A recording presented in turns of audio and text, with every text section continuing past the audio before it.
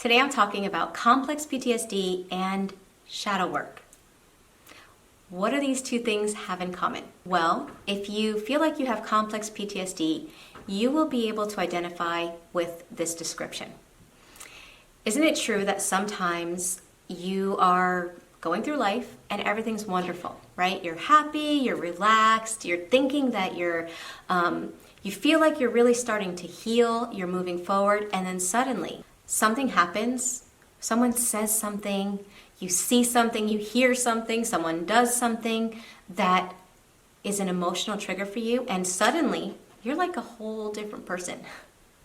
Have you ever had those moments where like you're fine and suddenly you're like really angry? And it's almost like what happened is understandable for you to be upset, but it's almost like your anger is just out of control. You're like spewing like a volcano. Or something happens and you disconnect. And your body is there, but you are somewhere else. You are definitely not inside your body. It's almost like you're two different people. The person you are when you are not triggered and the person that shows up when you are triggered. If that's the case, the part of you that's showing up when you are triggered is your shadow self. And that's why I link these two things together. In this video, in the first part of this video, I want to talk a little bit about what the shadow is and how it affects people that have grown up with maybe narcissistic parents or even parents that have unhealed CPTSD. And then I want to talk about what you can start to do to begin to do some shadow work that will help you to integrate the two parts of yourself so that you respond more to life instead of reacting to it. Okay, so what exactly is the shadow? According to Carl Jung, it is the unconscious or disowned part of your personality. It's born in childhood, often as a byproduct of faulty parenting. Is everything in your shadow your bad qualities? No. For a lot of people, especially people that had narcissistic parents, some of your best qualities are probably in your shadow. So how is it born as a byproduct of faulty parenting? Well, if you had a narcissistic parent who got angry anytime you were happy, guess what happened to your passionate joy? Guess what happened to your excitement towards life? You turned down that dial and it went into the shadow because as a coping skill, being happy was dangerous. Being happy meant you might get rejected by your parent, right? They might give you the silent treatment or that look of contempt that made you feel like they wanted to kill you or they hated you, right? You might get shamed. So as a coping skill, it went into the shadow. Rightful anger, having the right to get angry. In my face-to-face coaching, I get some clients that are battling complex PTSD and they tell me, Michele, I can't feel mad. Like there's a switch that's off in me. It's off and I cannot feel mad no matter what anyone does. It's like it's behind this door. And so I go through life not feeling mad and then suddenly one thing happens and I blow up. And all the repressed anger that I've been suppressing for a long time comes up at that one event and then it gets stifled again until the next event that comes up. That is a sad way to live. No one should have to live that way. But being allowed to stand up for yourself, being allowed to be upset if somebody hurts you is something that can be taken away if you had a parent that didn't allow you to feel that, right? Or a long-term adult relationship where you were never allowed to say, you're hurting me. Done consistently over and over, the ability to be connected to your own feelings of righteous anger or the ability to really feel upset because somebody's hurting you gets shoved into the shadow. Again, in my face-to-face coaching, a lot of my clients are very talented people.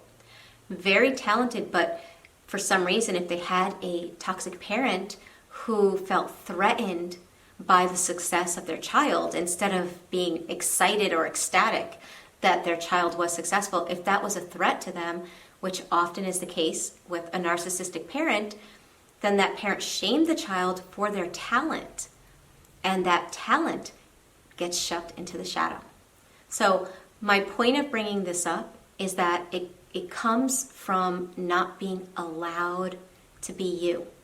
They're the pieces of yourself that you had to divorce in childhood because they weren't accepted. They can be what people call bad qualities, like selfishness or anger, entitlement. They can be what people call bad qualities, or they could also be what people call good qualities, like happiness, excitement, talent, passion. I've coached hundreds and hundreds of clients, and I don't think I have met one person that was battling complex PTSD that did not have a shadow self, or did not have pieces of themselves that they had to stop being in order to not suffer. Maybe the rage of the person in their life or the rejection of the person in their life. If this resonates with you, okay, then the antidote to having divorced all those pieces of yourself and thrown them into the shadow is to reintegrate. And a great way to do that is through shadow work. It's important to understand that the shadow operates outside of our conscious awareness, and it shows up in the form of the beliefs that we carry about ourselves. It affects our behaviors. It affects our life experiences. And it's because of all of this inner fragmentation that has taken place because of that coping skill of separating or stopping anything that you thought would cause you harm. So obviously the question is, how do you begin to integrate? How do you start doing shadow work? And I'm just going to give a couple of simple tips that you can start with, okay? The first thing is to get to the heart of what's in your shadow. In other words, when you think of who you are and who you were made to feel like you had to be, what parts of you did you have to hide? You can't start doing shadow work until you know what's in your shadow. Okay, so what did you get in trouble for? What weren't you allowed to show? Get out a piece of paper and make a list of everything that you were not allowed to be, even though they were parts of who you were. Make a list of what you were made to feel bad for as a child, whether it was a positive or a negative quality, trait, talent, whatever. Put it on a piece of paper. Once you know what you got in trouble for or what you weren't allowed to do, be, think, or feel, ask yourself, are you doing, being, thinking, and feeling the way that authentic self wanted to? Or are you still living as if the toxic parent is in your life every day, forcing you to continue fragmented? So you have to start realizing where it's still showing up in your life, okay? Ask yourself, where do you want to start seeing some changes? Everyone's reference point for change is different. So when you look at your list, you want to ask yourself, where do I want to start seeing a change? Where do I want to start being more myself? The next step is to work through the emotional flashbacks that are going to come up as you attempt to begin to be your authentic self. Because guess what? Just because you have this information, right, and you're now at the next step and you're like, okay, I'm going to do it. It doesn't happen that way. Because your inner self, what's going on in your body, starts freaking out. Because remember, the fact that you stopped being those things was to keep yourself safe. So your brain still thinks that by preventing you from doing those things, that it's actually helping you. So it's going to do things inside. You're going to have so many different sensations, so many different emotions that are going to come up that are going to be uncomfortable. So prepare for that and start small, okay? Don't start with the things that are huge that would be overwhelming and throw you into an emotional flashback that's going to re-traumatize you. Start small with things that you can start to show your brain, show your inner self that it is now safe to do and be and think and feel as your authentic self. keep in mind that at that stage of shadow work, it can be overwhelming emotionally. So make sure that you reach out to whatever helps you need. For anyone that feels like the free videos and the information they find online isn't enough, make sure you check out my coaching services where you can work one-on-one with me and we can strategize and help you through this stage of healing. And if not me, there are tons of people available. The point is to find someone you resonate with, because it's highly possible that as the emotional flashbacks are coming up and you're getting triggered more often, you may need some assistance at that stage of healing.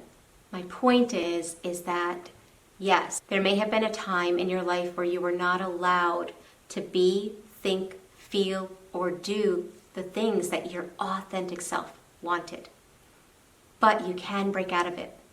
You just have to be willing to do the inner work. And trust me, it is worth it. With that in mind, I want to let you know that my 3-month online Breakthrough CPTSD workshop is starting in just 2 weeks, the first Monday in November. If you want to work through the side effects of CPTSD, not do it alone, but in a small group of fellow survivors, make sure you check out the link in the description box below.